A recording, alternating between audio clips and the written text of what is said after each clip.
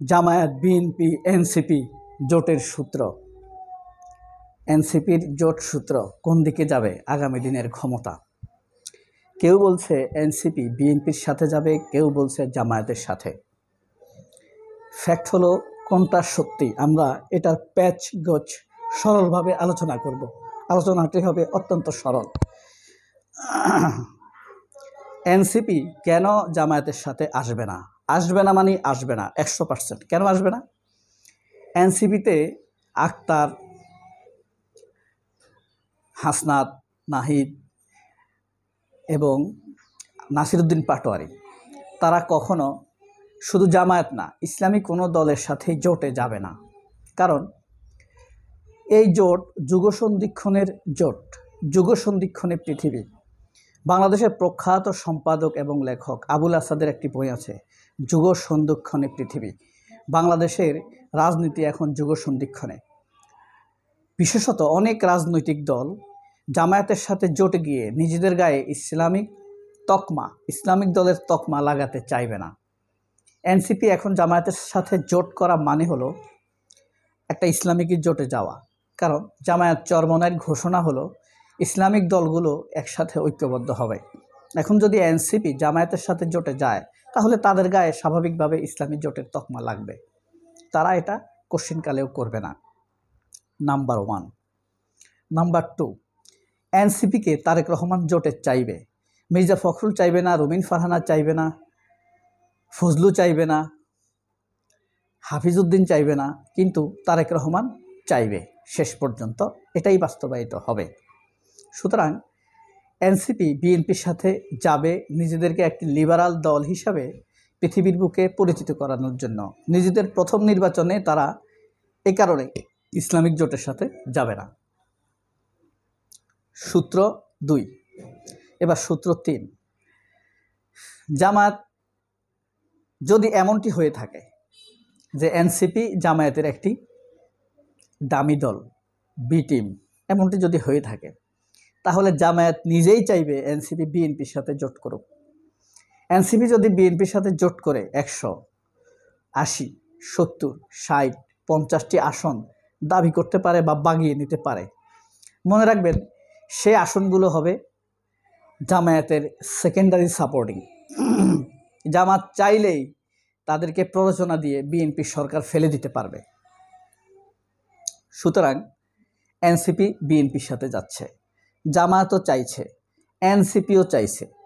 NCP নিজেদের গায়ে ইসলামী দলের তকমা লাগাবে না, এই কারণে তারা বিএনপির সাথে যাবে, জামায়াতের সাথে যাবে না। বিএনপির তারেক রহমান এনসিপিকে চাইবে, এই কারণে এনসিপি বিএনপির সাথে যাইবে, জামাতের সাথে যাবে না। জামায়াত বিএনপির ভিতরে একটি এনসিপি ঢুকাতে চাইবে, প্রবেশ করাতে চাইবে, চেয়ে তাদেরকে নিয়ন্ত্রণ করতে চাইবে, এই কারণে এনসিপি বিএনপির সাথে যাবে। বাংলাদেশের রাজনীতির কোনো সূত্রই বলে না যে এনসিপি বিএনপির সাথে যাবে। আর আমার এই 3টি সূত্র আপনারা বিশ্লেষণ করে দেখতে পারেন, চোখ বন্ধ করে দেখতে পারেন, ভিডিওটা এখানে থামিয়ে দিয়েও দেখতে পারেন, আর একটু ভাবতে পারেন। এনসিপি কোনো ক্রমেই জামাতের সাথে যাবে না। এখন কথা হলো এনসিপি বিএনপির সাথে গেলে কি হবে? এনসিপি বিএনপির সাথে গেলে জামাতের লাভ। কেন লাভ? কারণ হলো এতদিন যে মানুষ বলে আসছে যে এই আন্দোলন জামায়াত পরিচালনা করেছে এনসিপিকে সামনে ঠেলে দিয়ে, সেই জিনিসটি সমাজের ভেঙে যাবে। আর জামায়াত যদি 100টি আসন পেয়ে যায়, এনসিপি যদি বিএনপির সাথে গিয়ে 50-60টি আসন পেয়ে যায়, রিয়েল বিশ্লেষণে বিএনপির আসন জামায়াতের চাইতে অনেক কমে যাবে। ধরেন জামায়াত 100টি আসন পেল, বিএনপির জোট 200 আসন পেল। এটা হলো কি প্রকৃতপক্ষে, মানে শোয়িং ভিজুয়ালি বিএনপি শক্তিশালী, জামায়াত জোটের সাথে বেশি আসন পেয়েছে। জামায়াত চরমনাই এরা মিলে 100টি আসন পেল, বিএনপি 200টি আসন পেল। বিএনপি হুক্কা হুড়া করে চুরিদারি চাঁদাবাজি করবে, এটার কোনো সুযোগ নেই। কারণ বিএনপির ভিতরে অসংখ্য এমপি থাকবে, যেটা জামায়াত তাদের কলকাঠি নাড়বে, জামায়াত নিয়ন্ত্রণ করবে। সুতরাং বিএনপি শক্ত হয়ে মাথা তুলে দাঁড়াতে পারবে না। এই সূত্রগুলো আপনি মিলিয়ে দেখতে পারেন। এর বাইরে বিকল্প সূত্র আপনার কি আছে বলেন তো? এর বাইরে বিএনপি সূত্র বা এনসিপির জোটের সূত্র একটি আছে, সেটি হলো ভারত চাইবে না এনসিপি বিএনপির সাথে জোট করুক। কেন চাইবে না? কারণ ভারতের কাছে এটা পরিষ্কার, এনসিপি ভারত বিরোধী, বিএনপি একটি ভারতপন্থী দল।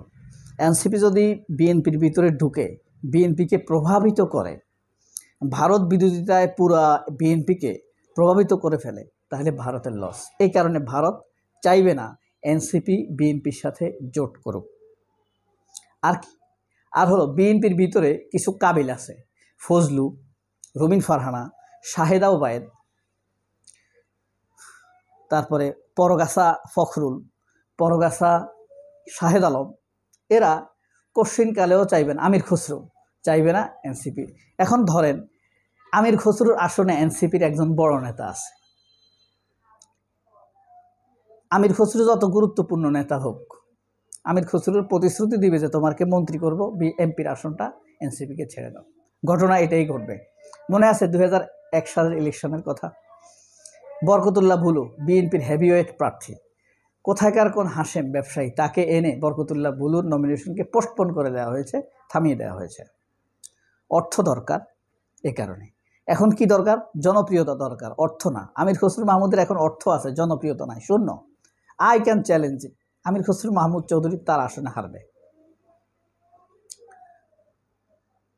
একমাত্র তারেক রহমানের আসনগুলো ছাড়া এবং বেগম খালেদা জিয়ার, শ্রদ্ধেয় বেগম খালেদা জিয়ার আসনগুলো ছাড়া বিএনপির নিশ্চিত জয়ের কোনো আসন নেই, হাতে গোনা।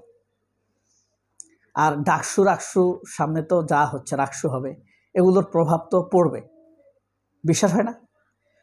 আপনার ছাপরি শাহেদ আলম, পায়খানা শাহেদ আলম, বিরানি শাহেদ আলম, যাই বলুক না কেন, এইটা পড়বে এবং পড়তে শুরু করেছে। আপনি দেখেছেন ব্যবসায়ীরা ক্ষমতাসীন বা সম্ভাবনাময় ক্ষমতাসীন দল ছাড়া কারোর সাথে দেখা করে, সম্পর্ক রাখে?